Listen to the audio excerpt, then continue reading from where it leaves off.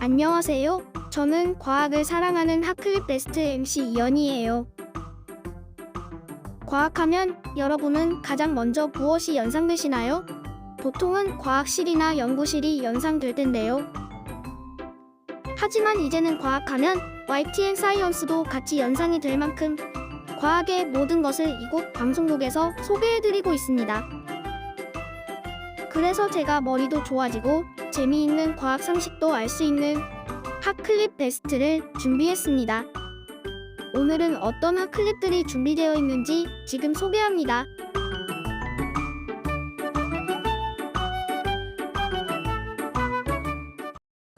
지구에 5번의 멸종이 이렇게 있었는데 초기에는 한 4학년 이쯤에 대규모의 그 멸종으로 지구에 살고 있던 생물들의 거의 70%가 사라졌습니다.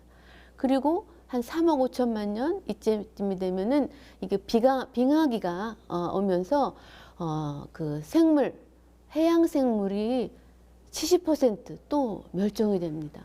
그리고 2억 4천만 년 지질시대로 고생돼 그 폐롬기하는 시대에는 삼엽충부터 사라지는 그런 어마어마한 90%의 멸종이 또 그 지구상에서 일어나고 있었습니다. 그 다음에 아까 말씀드린 공룡, 중생대, 신생대의 검치호랑이, 맘모스. 근데 이것들은 지금 기후변화, 또 그 밖에 기후변화로 인해서 해수면의 변화, 화산폭발, 지진, 운석 충돌 이런 여러 가지가 있는데 근본적으로 그거를 다 합쳐보면 지구의 기후가 변한 것이 주 원인이 됩니다. 기후온난화 때문에 어떤 일이 일어나는지 요즘에 많이 피부로 느끼고 있죠. 갑자기 봄에서 여름으로 그냥 급격하게 바뀐다든가, 그 다음에 어디는 지금 가뭄이어서 물이 없어갖고 해단인데 또 어떤 곳에서는 홍수가 나고, 산불이 엄청난 규모로 오랫동안 지속이 되면서 그 생명들이 많이 사라진 거를 알 수 있습니다. 저는 그 뉴스를 보고 멸종이라는 게 어떻게 일어나는가를 생각을 했었는데, 이렇게 해서 지구상에 살고 있는 생물들이 사라질 수 있는 거구나 해서 굉장히 그 놀라움을 감추지 못하고, 이와 같은 일을 관계하는 사람으로서 우리가 정말 어떤 일을 어떻게 해야 되겠다 하는 생각을 더 깊게 하게 되었습니다.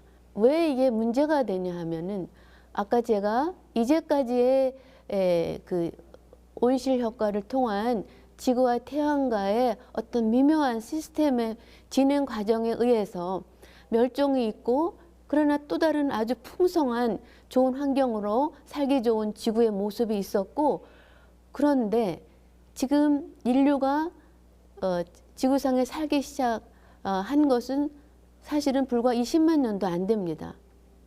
그러는 사이에 우리는 지구가 멸종되는 것을 좀 걱정을 하고 있고, 또 더욱이 100년 동안에 갑자기 지구가 1도 올라갔는데 지구에는 이상한 조짐들이 굉장히 많이 일어나고 있습니다. 그 주범이, 온실효과의 주범이 화석 원료에서 나오는 이산화탄소가 굉장히 이 온실효과의 주범으로 이야기하고, 음실 쓰레기라든가 그 밖에 이제 새로운 그런 그 가스들이 지구를 온난화시키는 온실효과의 주범이라는 것을 알게 되는데, 우리나라도 사실은 이 기후변화에 대한 큰 관심을 갖기 시작한 것이 그리 오래전은 아니어서, 그러나 우리는 열심히 하면 굉장히 잘하는 나라여서 이거를 해결하는 나라가 저는 우리나라라고 또 믿고 싶습니다. 크게는 노지와 시설이 있는데, 시설에는 또 원예와 축산이 있습니다. 오늘 제가 말씀드릴 부분은 시설 원예 쪽에 스마트팜에 대해서 말씀을 드리겠습니다.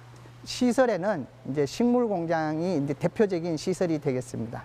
우리 식물 공장의 온도라든가 광, 습도, CO2 또는 공조 이런 것을 이제 제어하는 지상부 제어가 있고, 작물 자체에서 제어할 수 있는 양액 제어라든가 건건부 온도라든가 산도 이런 것을 제어하는 부분이 있고, 이 두 가지가 제어되면은 연중 생산할 수 있는 그런 생산 시스템이 이루어지게 되겠습니다.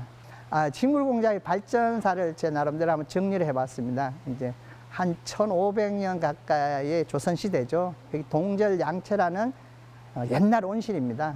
옛날 온실인데 이거는 땔감으로 난방을 하고 또 우리 한지로 지금 유리창 역할을 할 수 있는 그런 시설이 되겠고요. 이 시설은 아마 영국보다도 한 150년 이상 앞선 시설이 되겠습니다. 그 다음에 이루어지는 게 이제 비닐하우스인데요. 비닐하우스는 한 이제 1950년대부터 도입됐지만은 실제적으로 우리 비닐하우스나 유리온실이 이제 좀 발전하게 된 거는 이제 8, 90년대에 이르렀습니다. 90년대에는 유리온실이 이제 도입됐고 이때 유리온실은 네덜란드 기술을 그대로 도입해서 우리 기술이 없어서 약간 실패한 사실이 있습니다. 지금은 어느 정도 발전되고 있지만은 거기에 또 한 2000년대부터는 식물 공장이라는 또 새로운 개념의 또 생산 시스템이 도입되기 시작했습니다. 그래서 이제 이 식물 공장, 즉 지금 2000년대부터 도입된 식물 공장에 대해서 좀 설명을 드릴까 합니다. 이제 작업 공정 아니면 작업 기간이 되게 궁금하실 텐데요. 이제 엽채류를 한번 예를 들어 봤습니다. 엽채류가 파종해서 선별 포장하기까지는 한 지금으로서는 뭐 종류에 따라 조금 차이는 있겠지만 40일에서 한 45일 정도 되지 않을까 하는데요. 육묘 공정까지가 한 3일 걸리고 다음에 이식까지 한 3주. 이것을 재배 패드에서 옮기면은 한 4주까지는 이제 하고 마지막 한 6주까지는 이제 재배해서 수확하는 그런 공정이 되겠습니다. 이 생산 공정 시스템을 이제 얘기해야지 그 다음 단계가 될 것 같아서 한번 제가 말씀드리면은 크게는 육묘 공정과 생산 공장 그리고 이제 포스트 하베스트라 그러죠. 수확 후 처리 공장이 있는데 이제 육묘 공장은 이제 씨앗을 뿌리면서부터 정식까지를 하고 정식에서 다음에 수확까지를 생산 공정. 다음에 그 이후를 이제 그 이후라 하면은 이제 선별도 하고 포장도 하고 유통까지 출하까지죠. 수확 후 처리 공정인데 이런 것들을 하기 위해서는 핵심 기술이 있습니다. 그 핵심 기술은 앞에서도 몇 번 말씀드렸지만은 양액이 될 것이고 광원이 될 것이고 이거를 통째로 하는 환경 제어가 될 것입니다. 양액은 식물이 자라는데 꼭 필요한 자양분입니다. 사람이 밥을 먹듯이 식물도 이 양액을 먹고 자랍니다. 이 양액에 어떻게 균일하게 지속적으로 공급하느냐에 따라서 작물이 생장하고 또 균일하게 크는 하나의 큰 인자가 될 것입니다. 여기에는 뭐 다량 원소도 있고 미량 원소가 있는데 이와 같이 양액의 표준 성분은 이미 셋업된 기술이기 때문에 그것을 그대로 이용하면 되겠습니다. 환경제어는 대표적인 게 온습도죠. 온습도고 지금 이제 한 곳에서 파종과 수확을 하게 되면은 이게 자동화가 되지 않으면 안 됩니다. 이러한 자동화를 해주는 그런 환경제어까지 포함되어 있습니다. 공조도 하나의 핵심 기술인데요. 이제 작물에 성장하는 데에는 이제 최적 조건을 구명해 줘야지 합니다. 최적 조건을 제시해 줘야지 균일한 품종과 생산 속도도 빠르고 수량도 많아지고 그래서 생산성이라든가 효율성이 높아지기 때문에 이 공조는 반드시 아주 정밀 제어되어야 된다고 생각합니다. 예를 들어서 온도라든가 습도라든가 아니면 공기 유동 이런 것들이 균일하지 않으면은 안 되기 때문에 아주 중요한 기술 중에 하나입니다.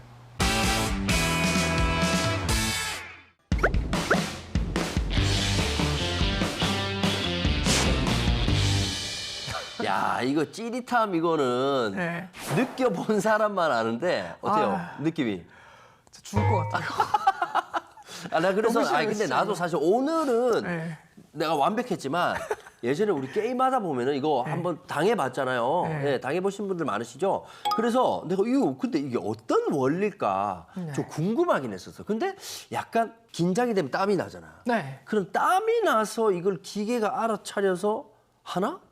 전 그런 생각을 해봤거든요. 예. 맞아요? 맞아요. 맞다고? 예, 땀이 나면 긴장을 하면 할수록 손에 이렇게 좀 축축해지고 그러잖아요. 땀 때문에. 이제 긴장을 하게 되면 교감신경이 활성화되거든요. 네네. 뭐 땀의 분비량이라든지 맥박의 빨라짐이라든지 뭐 이런 거를 읽어내서 그 읽어낸 걸 가지고 이제 전류가 흐르게 만들도록 이제 해놓은 거죠. 어느 정도 납득할 수 있는 게 바닥에 깔려 있는 게임기네요. 이게. 그러니까 근데 사실 되게 재밌는 게 뭐냐면 알고 있어도 당해요. 그 소리 때문에 긴장이 돼가지고 어쩔 수 없이 당하는 것 같아요. 그게 사실 평정심 테스트가 아닌가라는 생각이 좀 들긴 하는데요. 세상에 이게 전기 네. 찌릿한 이 전기의 세계는 와 무궁무진한 것 같아요. 예, 맞아요. 사실 전기라고 하는 것을 이제 집요하게 파면 네. 물리를 전공한 저도 사실은 너무 어려운 현상이거든요. 아 어려워요? 예, 그렇죠. 아무래도 눈에 보이지도 않고 실체가 뭔지도 비교적 최근에 알려졌고 19세기 말에 알려졌거든요. 그래서 전기에 대해서 정말 여러분들께 많은 걸 전달해주면 참 좋겠지만 오늘은 이 전기의 요소들, 다양한 요소들 중에서도 이 전하의 흐름, 에너지를 만드는 전류라고 하는 것이 무엇인지에 대해서 좀 더 집중해 보고자 하는데요. 전류. 아까 그 원효 형님한테 보여드렸던 그 거짓말 탐지기를 네. 좀 더 얘기를 해보자면 사실 전기는 전해질이라고 하는 것이 많을수록 잘 통해요. 전해질 혹시 들어보셨어요? 약간 물 같은 거 아니에요? 수분? 혹시 이온 음료는 어때요, 그러면? 이온 음료는 알죠. 알죠? 그 이온 음료 안에 들어있는 다양한 이온들 있잖아요. 네. 이런 이온들을 우리는 전해질이라고 불러요. 아. 그것이 전기를 잘 이동시키는 특징이 있거든요. 사람의 몸은 70% 이상이 수분으로 이루어져 있잖아요. 그렇죠. 특히 혈액에는 그런 이온이 굉장히 많이 들어있어요. 뭐 대표적으로 뭐 칼슘, 아니면 철분, 뭐 이런 금속 이온들이 많이 오호. 녹아 있는 거죠. 그래서 이런 이온이 우리 몸 안에 전기의 전도성을 높여주는 그런 역할을 해요. 그래서 아까 전에 그 거짓말 탐지기 같은 경우에도 우리 몸 안에 있는 땀 속에 들어있는 이온 때문에 이렇게 전기가 잘 통하게 만들어주는 거죠. 야 전기 한번 통하더니 얘기를 엄청 잘하네. 네? 정신이 약간 혼미하고 우리 녹화가 좀 길어진다 싶을 때 네. 전기 한 번씩 맞아요. 안 돼요. 제작진 작가님, 피디님, 예, 우리 의자를 전기 의자로 바꿔줘. 안 됩니다. 안 됩니다. 네, 아무튼.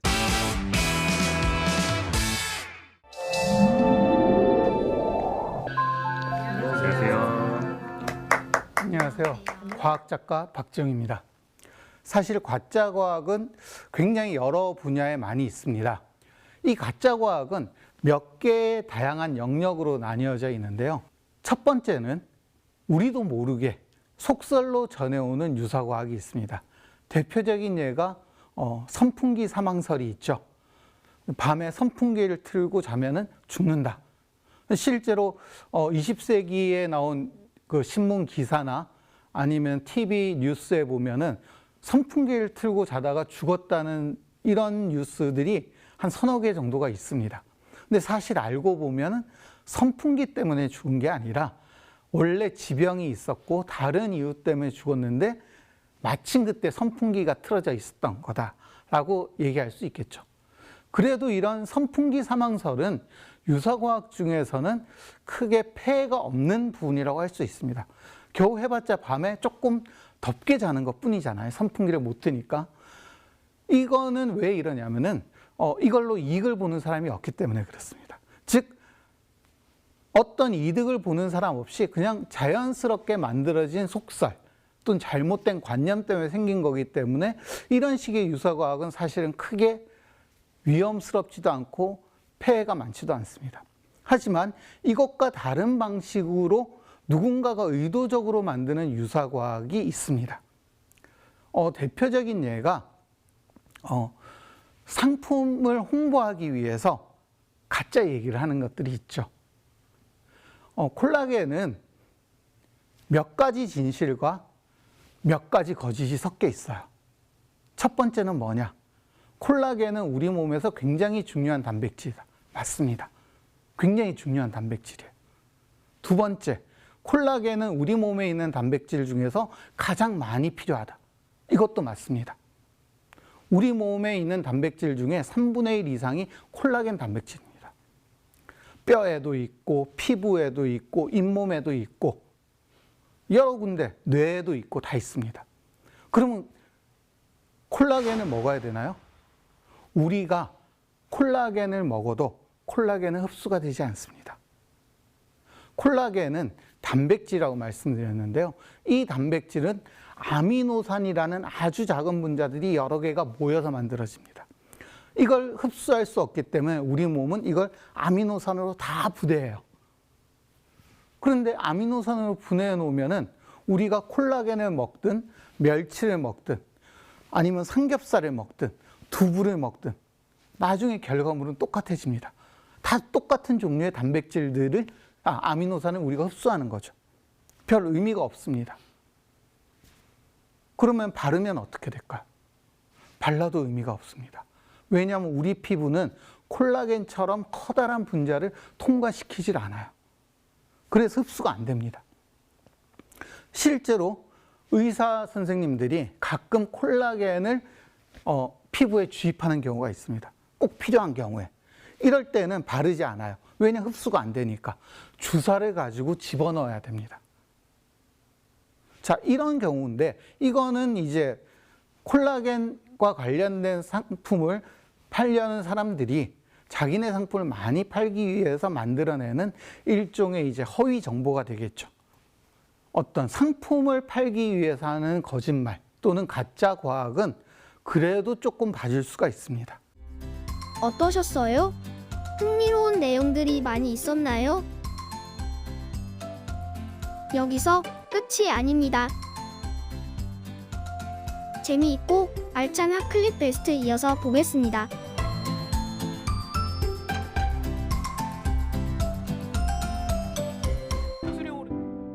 최근 천문학계가 주목한 한 권의 고서가 있습니다.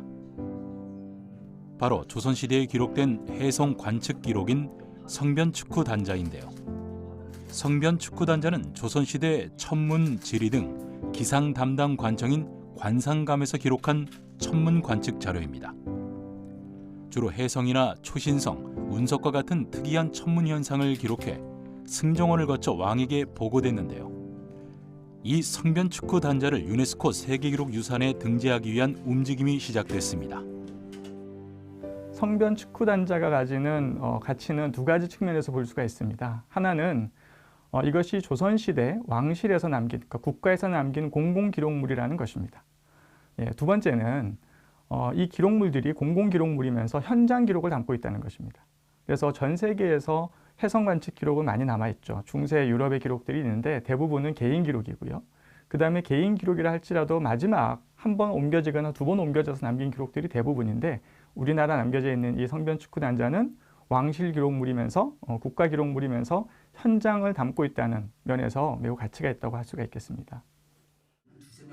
과학자들이 주목하고 있는 성변축후단자의 내용은 영조 35년인 1759년의 기록. 해성의 위치와 북극으로부터의 거리는 물론 꼬리의 길이까지 적혀 있고 관측에 참여한 5명의 이름도 담겼습니다. 이 별의 정체는 헨리의 성. 영국의 천문학자 헨리가 76년 주기를 예측한 뒤 조선 상공에 나타난 헨리의 성을 관측한 것인데요.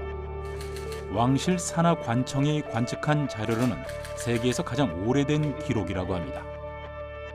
성변축후단자의 상세한 기록과 그림은 조선시대 밤하늘을 관측한 생생한 현장 기록으로 오늘날에도 연구 가치가 높은 학술 자원이자 역사적으로 중요한 사료로 평가되고 있습니다. 천문학은 과거를 연구하는 학문입니다. 우주의 역사를 연구하죠. 네, 그러다 보니까 오랜 시간 동안에 인류 역사 또는 우주 역사에 남겨진 흔적들을 연구를 하고 있는데요. 그 천문학은 우리가 인류가 살았던 역사 기간 동안에 나타난 천문 현상을 기록해 놓은 것입니다. 우리나라에 꽤 많은 기록들이 남아 있고요. 가치 있는 것들도 꽤 많이 있습니다. 그래서 성변축후단자뿐만이 아니라 굉장히 과학적으로 역사적으로 의미 있는 유물과 기록들이 남아 있기 때문에 그런 것들을 우리가 앞으로 세계 기록유산이라든가 다른 방법으로 세계에 알려서 그 가치들을 사람들한테 공유하고 그런 것들을 또 앞으로 우리가 본받아서 또 발전해 나갈 수 있도록 그런 일들을 계속 하려고 합니다. 그럼 개그맨 한현민에 대해서 질문해도 이거 답을 하려나? 과연 챗GPT는 뭐라고 답했을까요? 개그맨 한현민은 한국의 대표적인 스탠드업 코미디언 중 한 명입니다. 스탠드업 코미디를 했어 내가? 그는 매우 유머 감각이 뛰어나며 사회적 이슈와 일상생활에서 벌어지는 다양한 상황들을 재치있게 해석해서 관객들을 웃음소리로 만들게 합니다. 또한 TV 프로그램에서 활동을 느끼며 다양한 예능 프로그램에서 호응을 맞췄습니다. 아니 잠깐만, 아니 이렇게 대답을 하면 누구나 대입을 시켜도 되지 않아요? 예를 들어서 개그맨 한현민이라고 했잖아요. 뭐 예를 들어서 개그맨 내 후배 중에 양경태라고 있어. 아무도 몰라. 개그맨 양경태를 알고 있어? 썼어. 똑같이 나오지 말고. 네, 개그맨 양경태는 대한민국 대표적인 개그맨 중 한 명입니다. 자신만의 개성 넘치는 코너와 코너를 한 적이 없는데 재치와 타이밍을 바탕으로 대중들에게 인기를 얻고 있다고? 이거 뭐야? 어머머머, 미쳤나 봐. 대표적인 코너 중 하나인 경태식당은 TV 프로그램에서 매우 인기를 얻으며 많은 시청자들에게 웃음을 선사하고 있습니다. 이거 완전 이거 사기꾼이네 이거. 어? 원래 챗 GPT가 인물 정보에 약하대요. 아, 인물 정보가 좀 딸리는구만. 또한 수학 문제의 경우에도 답변이 조금씩 틀린 것을 확인할 수 있었는데요. 그 이유는 챗GPT가 대화에 초점을 맞춘 인공지능이기 때문이랍니다. 야, 얘는 그러니까 문과야. 어? 자, 그러면 마지막으로 이걸 한번 물어볼까? 우리 프로그램 이름이 과톡이니까 YTN 사이언스 프로그램 과톡의 성공 방향은? 오, 나온다. 오호!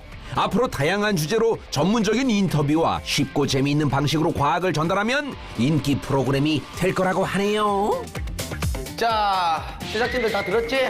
챗 GPT 얘기한 거 가슴 깊이 새기라고. 어? 예? 다들 열심히 합시다.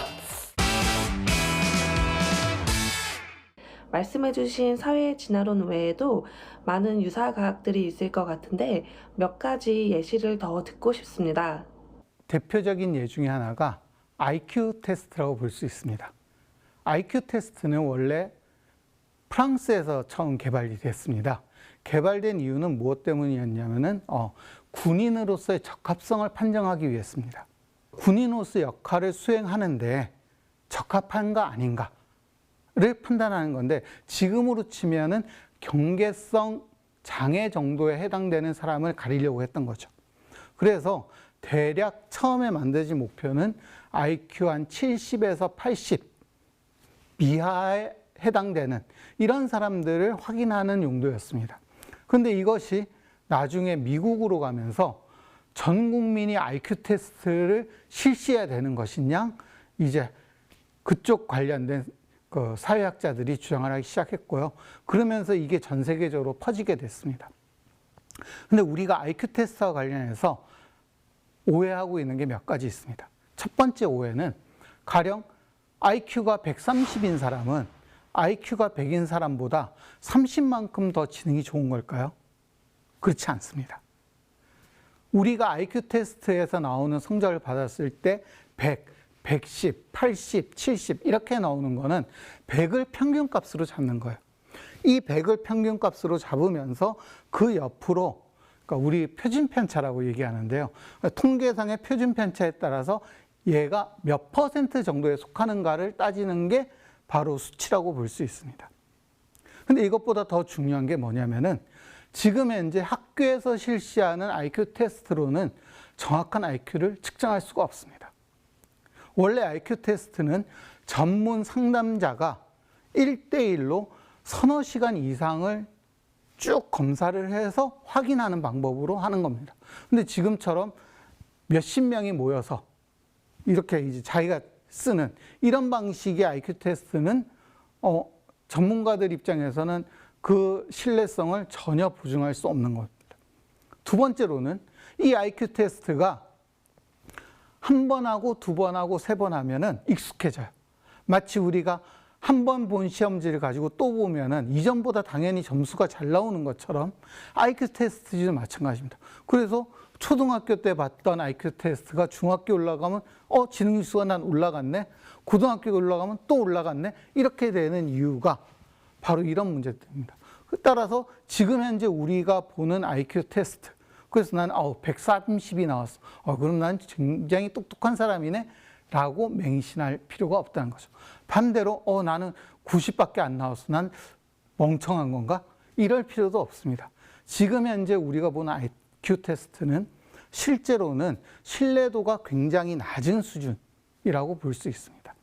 그럼에도 불구하고 많은 곳에서 IQ 테스트를 실시하고 그걸 가지고 우열반을 나누고 이렇게 하는데요.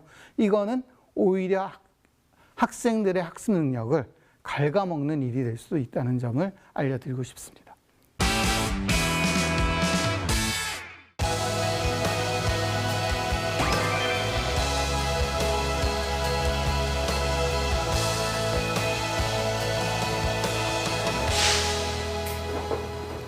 환부에 석고로 본을 떠요. 필요한 부분이 있으면 이런 마킹을 해서 안에가 이렇게 다 마킹이 되어 있네요? 이런 부분들이 다 뼈가 돌출된 부분이에요. 힘을 받으면 안 되는 부분. 그래서 마킹을 해서 석고를 부어서 이런 모양이 이제 나옵니다.